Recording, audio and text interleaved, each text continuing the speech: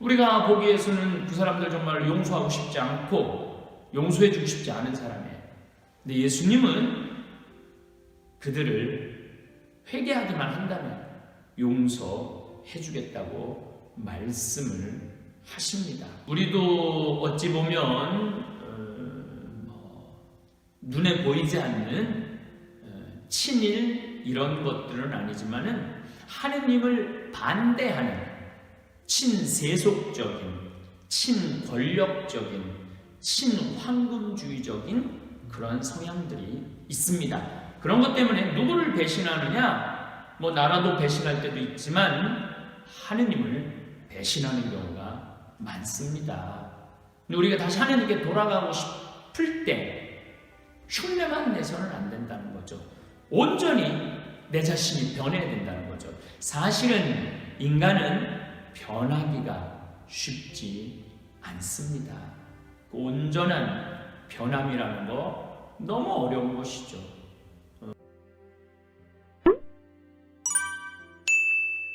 이스라엘은 로마의 속국이었습니다. 우리나라가 1910년서부터 1945년 동안 35년, 36년 동안 일본의 식민지였던 것처럼 이스라엘 사람들도 로마의 식민지 통치를 받았습니다. 로마의 정책은 식민지에서 식량과 귀중한 것을 빼앗아 가서 로마 군인들, 로마 시민들을 먹여 살렸던 것이죠. 그래서 그 세리들, 식량을 뺏어가고 온갖 귀중한 물건들을 빼앗아가는 역할을 하는 사람들이 세리였습니다. 이스라엘 사람들 입장에서 볼 때 세리는 민족의 반역자죠. 우리나라 일제 강점기 때도 식량을 엄청나게 빼앗아갔어요. 지금 군산에 항을 개항을 해서 호남평야, 강경평야 이쪽에 그 엄청난 쌀을 빼앗아서 일본으로 다 갖고 갔습니다. 많이 빼앗아 갈 때는 200만 석을 빼앗아 갔다고 그래요. 당시 남한 쪽을 1000만, 북쪽을 1000만 정도 우리가 보고 있는데 200만 석이면은 백성들 먹을 거에 50%를 뺏어갔던 거죠. 우리 조선시대는 다른 거 먹을 거 아무것도 없었어요. 오로지 쌀이었어요. 근데 그 쌀을 다 뺏어가고 일제는 백성들을 황국 시민이라고 그러죠. 황국 시민들을 먹이고 그 식량으로 동남아시아를 정복하고 미국하고 태평양 전쟁을 했던 거죠. 사실은 일본이 미국하고 전쟁을 할 수 있었던 것도 우리나라의 쌀과 지하자원 또 강원도와 북한에 아주 자란 목재를 다 가져갔기 때문에 미국과 전쟁을 할 수 있었던 것이죠. 우리나라가 사실은 일제강점기 때 군수창고였어. 군수창고. 징용으로 끌려가고 그 다음에 또 일본 각 공장에 노동자로 끌려갔죠. 그런데 그때 그 징용으로 끌려가고 위안부 성노예로 끌려갔을 때 그 끌려가는 걸 찬양한 사람들이 있었어요. 바로 우리가 알고 있는 문학인들이 찬양을 했죠. 채만식 선생이라고 채만식이라고 태평성대를 쓴 작가도 일본이 왔기 때문에 우리가 태평성대가 됐다고 그렇게 얘기할 정도였습니다. 그리고 여러분들 잘 아는 노천명 모가지가 길어 슬픈 짐승이여라는 사슴이라는 시를 쓴 노천명 여류 작가죠. 여류 작가인데 마지막에 일본의 징용으로 끌려가는 거, 군인으로 끌려가는 거 이거 영광스러운 일이라고 이렇게까지 얘기를 합니다. 이화 여대를 나오고 평생 독신으로 살았던 여류 작가인데 이렇게 우리 민족의 수탈을 자랑스럽게 미화한 시인입니다. 또 우리가 잘 아는 영화로도 나온 혈의 눈을 쓴 이인직이라는 이 소설가는 이완용의 비서실장이었어요. 그때 일본 제국주의자들하고 우리가 을사늑약으로 해서 그 전에 나라를 팔아 먹을 때 우리한테 뭘 주겠느냐고 이완용 대신 일본 사람들 했을 때 뭐 자작짜리, 백작짜리 우리가 중간에 중추원, 일본 중추원을 했을 때 그런 걸 주고 평생 먹을 걸 주겠다 그러니까 이인직이 그 사람들하고 면담을 끝나고 이완용한테 말을 했을 때 이 정도 거래면은 괜찮은 거래라고 얘기를 할 정도로 치욕적인 그러한 작가죠. 또 우리가 최남선 해에게서 소년으로라는 시, 근대, 현대시, 자유시를 쓴 이 시인인데 이 최남선도 1940년대 가서는 역시 우리가 일본 시민이 된 것을 자랑스럽게 여겨야 된다고 그렇게까지 이야기를 합니다. 또 우리가 잘 알고 있는 춘원 이광수 무정이라는 소설을 썼죠. 우리가 학교 다니면서 많이 들었던 작가들일 거예요. 이 춘원 이광수는 어떤 사람이냐면은 마지막까지 일본을 찬양했던 사람이에요. 그리고 이제 북한으로 넘어가서는 공산주의 하지 않는다고 해서 북에 가서 죽은 작가죠. 또 우리가 잘 알고 있는 미당 서정주, 저도 한 송이 국화꽃을 피우기 위하여 그 시를 좋아하기도 했는데 이 미당 서정주는 마지막까지 자기가 친일한 것에 대한 반성을 하지 않았어요. 마쓰이 히데요라는 우리나라 21살 먹은 청년이 가미가제 특공대에 가갖고 자살 폭탄 비행기에 무기를 싣고 배에 떨어지는 군인이 됐었어요. 근데 자랑스러운 청년이라고, 위대한 청년이라고 찬양하는 시를 씁니다. 정말로 우리 민족에게 있어서 정말 수치스러운 문인이죠. 문인이라고 그러면 시대의 정신을 대변하는 사람들인데 그렇게 친일을 했어요. 우리가 보기에서는 그 사람들 정말 용서하고 싶지 않고 용서해주고 싶지 않은 사람이에요. 근데 예수님은 그들을 회개하기만 한다면 용서해주겠다고 말씀을 하십니다. 여기서 우리가 zakhe오의 모습을 조금 볼 필요가 있어요. zakhe오는 이렇게 나라를 팔아먹었어도 그렇게 이스라엘 백성들의 밀을 뺏어갖고 로마에 갖다 주는 세리 역할을 하면서도 항상 마음이 괴로웠던 거예요. 이 춘원 이광수도 내가 너무너무 정말 잘못했다라는 다시 글을 쓰기도 합니다. 그런데 zakhe오는 예수님이 돌무화과 나무에 올라가 있는 너무 괴로워갖고 그 정말 진리를 말하는 그분을 보고는 싶지만 앞에 사람을 헤쳐나갈 수는 없고 키가 작기 때문에 그래서 돌무화과 나무에서 그분의 모습만이라도 보고 싶어 했던 그런 요만큼의 양심이 있었던 거죠.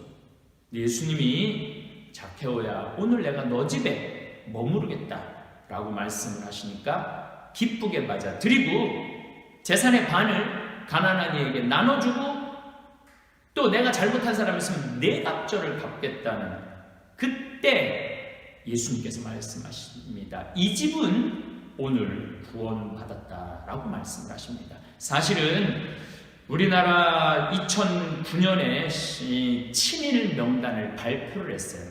2009년에 친일 명단 4,389명을 발표를 했어요. 근데 그 친일 명단을 가만히 들여다보면은 지금 기득권에 있는 모든 사람은 아니지만은 한 3분의 1은 친일 명단의 자손입니다. 뭐 대학교, 방송국, 기업인, 제가 다 알고 있지만은 뭐 굳이 그렇게 이름까지 나열하고 싶진 않습니다. 어쨌든 우리가 너무너무 잘 알고 있는 식품 회사들, 뭐 서울에 있는 명문 대학교, 또 우리나라 최고의 일간지 다 친일이었어요. 근데 그 사람들이 왜 아직도 비난을 받느냐 하면 참다운 회개의 시간이 없었어요. 재산을 반을 나눠준다든가 또 자기네들이 잘못한 것에 내답절을 갚지도 않았습니다. 그렇기 때문에 우리 지금 이 한국 현대사에서 친일 청산이 안 됐다고 지식인들이 소리 높여 외치는 것이죠. 자켜야말로 친로를 한 거죠. 로마를 찬양한 사람입니다. 하지만 예수님을 만남으로 해서 완전한 회개의 모습을 보여주었죠. 우리도 어찌 보면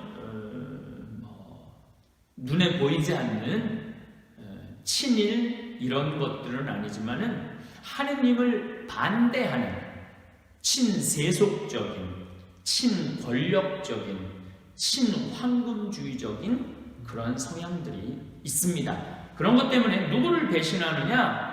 뭐 나라도 배신할 때도 있지만 하느님을 배신하는 경우가 많습니다. 근데 우리가 다시 하느님께 돌아가고 싶을 때 흉내만 내서는 안 된다는 거죠. 온전히 내 자신이 변해야 된다는 거죠. 사실은 인간은 변하기가 쉽지 않습니다. 그 온전한 변함이라는 거 너무 어려운 것이죠. 머리끝부터 뭐 내가 가지고 있는 재산의 반을 내놓고 또 내가 잘못한 사람들한테 내갑절을 갚는다는 것은 이건 완전한 회개가 아니면은 이루어질 수 없는 결심이지요. 또 예수님은 회개하기만 하면 그 어떠한 죄를 져도 용서해 주시겠다는 약속을 오늘 예리고의 자케오라는 키 작은 세관장을 통해서 알려주고 계십니다. 요한 묵시록의 말씀입니다. 나는 내가 한 일을 안다. 너는 차지도 않고 뜨겁지도 않다. 내가 차든지 뜨겁든지 하면 좋으련만 내가 이렇게 미지근하여 뜨겁지도 않고 차지도 않으니 나는 너를 입에서 뱉어 버리겠다. 나는 부자로서 풍족하여 모자람이 없다 하고 내가 말하지만 사실은 비참하고 가련하고 가난하고 눈멀고 벌거벗은 것을 깨닫지 못한다. 내가 너에게 권한다. 나에게서 불로 정련된 금을 사서 부자가 되고 흰옷을 사 입어 너의 수치스러운 알몸이 드러나지 않게 하고 안약을 사서 눈에 발라 제대로 볼 수 있게 하여라. 내가 사랑하는 사람들을 나는 책망도 하고 징계도 한다. 그러므로 열성을 다하고 회개하여라. 보라, 내가 문 앞에서 서서 문을 두드리고 있다. 누구든지 내 목소리를 듣고 문을 열면 나는 그의 집에 들어가 그와 함께 먹고 그 사람도 나와 함께 먹을 것이다. 우리는 요한복음 3장 말씀을 들었습니다. 우리 신부들이 많이 묵상하는 구절입니다. 내가 차지도 않고 뜨겁지도 않고 미지근하기만 하니 너를 입에서 뱉어버리겠다라고 말씀을 하십니다. 사실은 열심한 신자들, 아예 냉담한 신자들은 어떤 특별한 계기가 있어서 하느님께 돌아올 때 바오로 사도처럼 완전한 변화가 일어나요. 그런데 이거는 내가 보기에는 잘 알지도 못하는데 아는 척하는 것 같고, 내가 보기에는 주님 그 방문을 받아들이지 않는 것 같은데도 자기는 주님을 열심히 믿는다고 말하는 사람들이 간혹 있어요. 그래서 예수님은 진정한 부자의 의미, 진정한 또 겸손의 의미를 오늘 요한 묵시록을 통해서 우리에게 보여주십니다. 여러분들, 우리가 정말 예수님은 언제나 우리 문 앞에서 내 마음의 문을 두드리고 있어요. 그래서 내가 문을 두드리고 주님을 내 마음 안에 영접한다면 우린 정말 주님과 함께 식탁에서 오늘 자케오처럼 행복한 식사 시간 맞이할 수 있을 겁니다. 그런데 요즘 한국 사회를 보면은 정말 진짜 내 어머니고 내 형제 자매들인가 한 어머니 뱃속에 나오고 나에게 생명을 나눠준 부모님을 정말로 부모님답게 대우를 해주는가 되물어보지 않을 수 없습니다. 20살이 됐는데도 직장에 취직하지 않고 돈도 벌지 않고 집에서 부모님 등골 빼먹는 자식들. 근데 문제는 부모님은 자꾸 늙어가고 자식은 30대 40대 돼가고 그러면은 사람이 참 계속 받기만 하는 사람은 감사하지 않아요. 계속 받기만 하는 사람은 비굴해져요. 또 계속 주기만 하는 사람은 행복하지 않아요. 계속 주기만 하는 사람은 신경질이 나요. 그러니까 한 집안에 10년 동안 20년 동안 비굴한 사람과 신경질 나는 사람, 비굴한 사람은 자식이겠죠. 나이 30, 40이 돼서도 직장생활 제대로 못하고 늙은 부모님 돈 뺏어 먹으니까 자꾸 비굴해지는 거예요.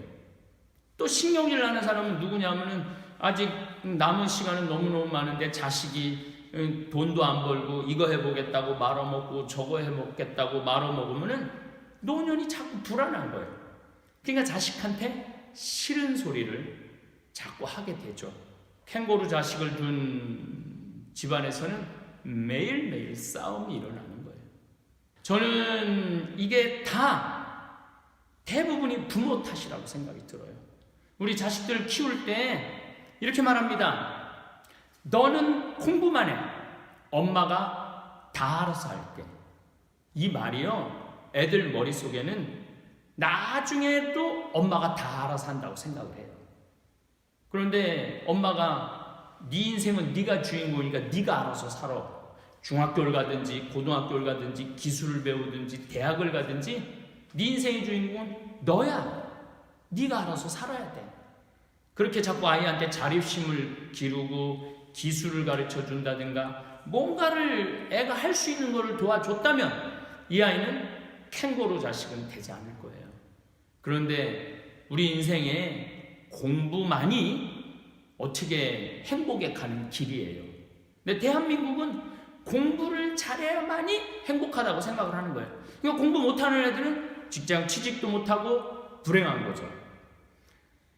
지금 대한민국을 들썩이게 하는 서울 강남의 명문 여고의 고등학교 2학년 쌍둥이 딸 시험지 유출 문제 때문에 정말로 한국이 들썩거리죠. 저는 교무부장이라는 그 아버지는 오늘 예수님 말씀대로 아버지가 아니에요. 또 아버지가 시험지 답안지를 가르쳐줬다고 그거를 외워갖고 1등을 하는 애들은 내가 보기엔 이미 자녀는 아니에요. 부모 자녀가 뱃속에서 낳았다고 다 부모 자녀가 되는 것은 제 생각에는 아닌 것 같아요. 하느님의 계명대로 기르고 하느님의 계명에 따라 자라는 아이들이 내 진정한 사랑스러운 아들, 딸들이 될 수 있고 내가 존경하는 부모님이 될 수 있죠. 저는 그래서 여기 아마 제 강의를 들으시는 분들은 자식들 결혼 많이 시키신 분들일 거예요. 근데 결혼할 때 이렇게 말합니다. 너희들 이제 결혼하면은 아무것도 신경 쓰지 마. 너희 둘만 잘 살아. 이 말이 얼마나 나쁜 말인지 몰라요. 그러니까 둘만 잘 살으라고 그러니까 늙은 부모님 안 찾아가고 누구만 잘 사냐면 둘만 잘 사는 거예요. 그렇게 말하지 말고 이제 둘이 결혼했으니까 서로 그 둘의 힘으로 이웃도 사랑하고 어려운 사람도 도와주고 부모님 공경도 하고 시댁 친정 찾아보기도 하고 아니 이렇게 좀 사람다운 얘기를 해줘야 되는데 둘만 잘 살아. 이게 얼마나 나쁜 말이에요. 근데 우리 대부분은 이제 우리 신경 쓰지 마. 니네들 둘만 잘 살아. 그러니까 신경 안 쓰고 둘만 잘 살고 생전 안 찾아가는 자식들이 우리나라 740만 명 노인들 65세 이상 중에 자식들이 뻔히 있는데도 안 찾아가는 자식들이 130만 명이래요. 그 얘기 뭐냐면은 그 130만 명의 부모님들은 결혼할 때 이렇게 얘기했을 거예요. 아무것도 신경 쓰지 말고 둘만 잘 살아.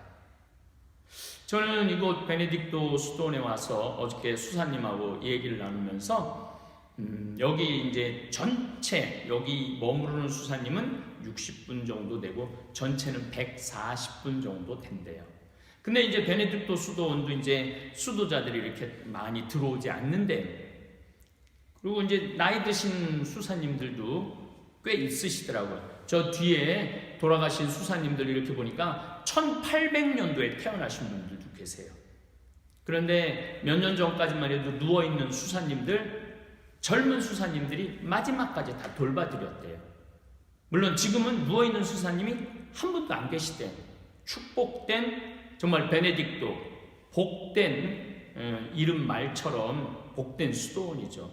하지만은 제가 오늘 이 베네딕토 수도원에 와서 봤을 때 오늘 예수님 말씀대로 하느님의 말씀을 실천하는 사람이 내 형제요, 누이요, 어머니라고 말했듯이 이 수도 공동체 물론 뭐 완벽한 공동체는 이 세상에 없겠지만 서로 도와가며 늙었을 때 돌봐주고 이런 아름다운 수도 공동체가 예수님 보기에는 진정한 형제요 어머니가 아닌가 그런 생각을 합니다. 저 역시 마찬가지입니다. 저도 사랑하는 부모님이 있고 사랑하는 형제들이 있습니다. 물론 저는 정말로 복되게도 서로 형제들이 정말 보기 드물게 서로 아끼고 사랑하는 그런 사이입니다.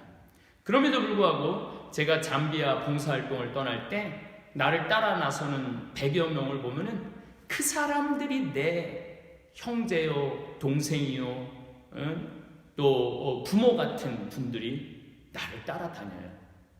나한테는 가족이죠.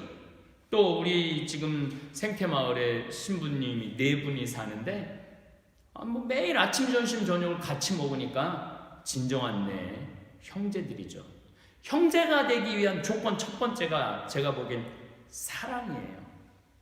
그리고 배려예요.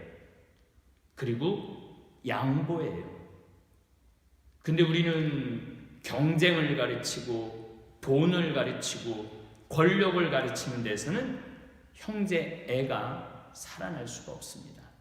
오늘 예수님 말씀대로 하느님의 계명을 지키는 사람이야말로 내 어머니다 라고 말씀하시는 그 깊은 뜻을 우리가 헤아릴 필요가 있습니다. 형제라고 다 같은 형제가 아니에요.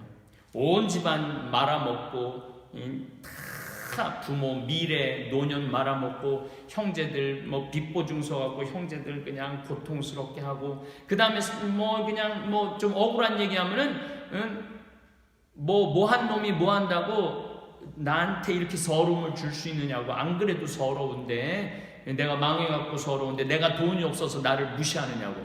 근데 결국은 본인이 다 원인을 제공하고도 그런 경우가 참 많습니다. 주님의 말씀대로 자녀를 정말로 키우고 있는지, 주님의 복음 말씀의 진리에 맞가진 과연 부모로서의 삶을 살고 있는지.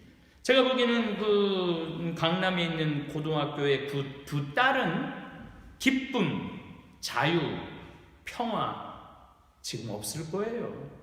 분노, 미움, 수치만 있을 뿐입니다.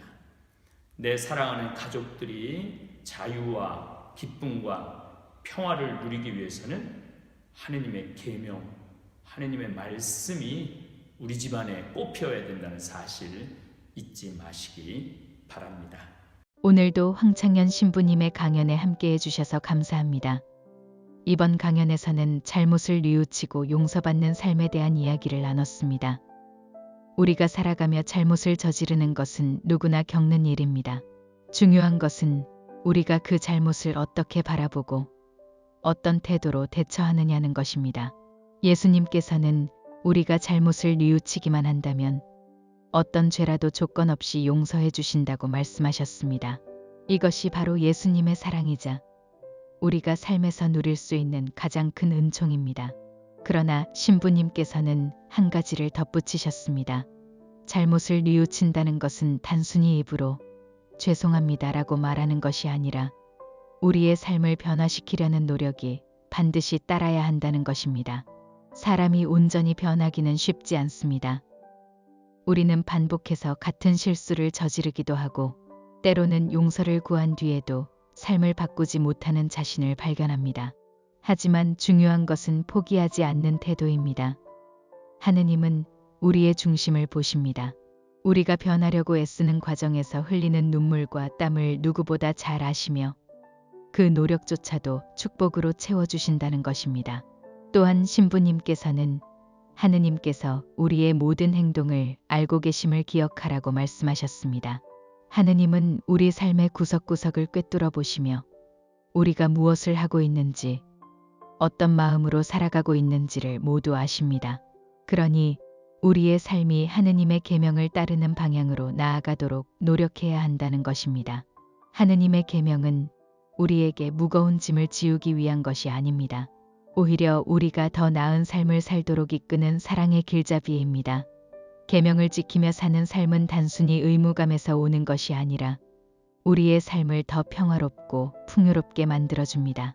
여러분, 혹시 지금 마음속에 미뤄두었던 잘못이 있으신가요? 그렇다면 오늘을 시작으로 그 잘못을 뉘우치고 하느님께 용서를 구해보세요. 그리고 한 걸음씩 천천히 변화를 시도해보세요. 완벽해질 필요는 없습니다. 노력하는 우리의 모습을 하느님은 이미 기쁘게 받아주고 계십니다. 오늘 강연이 여러분의 마음에 작은 깨달음과 평화를 전해드렸기를 바랍니다. 다음 시간에도 황창현 신부님의 따뜻한 메시지로 다시 찾아뵙겠습니다. 감사합니다. 하늘에 계신 우리 아버지, 아버지의 이름이 거룩히 빛나시며 아버지의 나라가 오시며 아버지의 뜻이 하늘에서와 같이 땅에서도 이루어지소서.